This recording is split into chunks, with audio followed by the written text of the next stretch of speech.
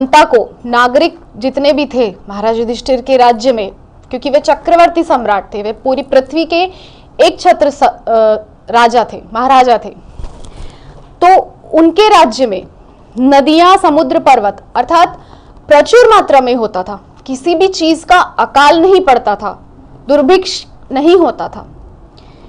प्रचुर मात्रा में नदियां जल देती थी, समुद्र अपने अंदर से खनिज इत्यादि देते थे, पर्वत वर्षा करने में सहायता करते थे, जंगलों से फल फूल इत्यादि प्रचुर मात्रा में प्राप्त होते थे, लताएं तथा कारगर औषधियां, मतलब किसी को भी कुछ भी परेशानी हो शारीरिक रूप से, उसके लिए भी लताएं, औषधियां प्रचुर मात्रा में महाराज युधिष्ठिर के काल में प्राप्त होती थी।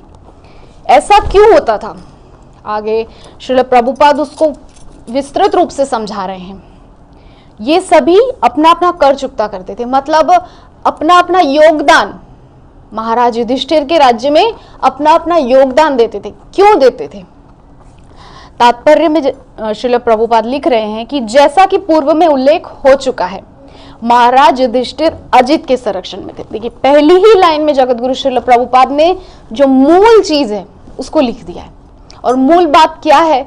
वो ये है कि महाराज युधिष्ठिर अजित के संरक्षण में थे। और अजित कौन है? अजित है साक्षात भगवान श्री कृष्ण।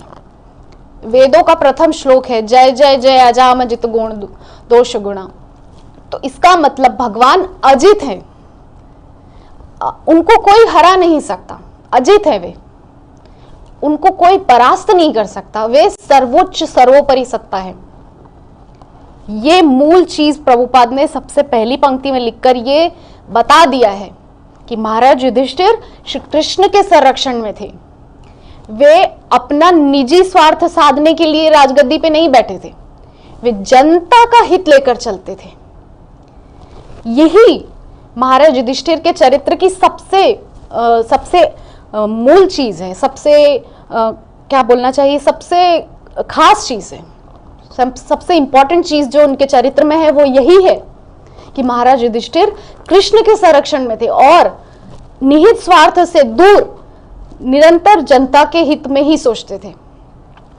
आगे श्रील प्रभुपाद बोल रहे हैं कि अतएव श्री भगवान की संपत्ति अर्थात नदियां, समुद्र, पर्वत, जंगल आदि प्रसन्न थे। क्यों प्रसन्न थे? क्योंकि वो भगवान के सानिध्य में अपना राजपाट चला रहे थे। वे अपनी मति से, अपनी, जैसे कि आजकल के तथाकथित नेता, प्रणेता, मंत्री, मुख्यमंत्री इत्यादि करते हैं, अपने निहित स्वार्थ के अनुसार चलते हैं।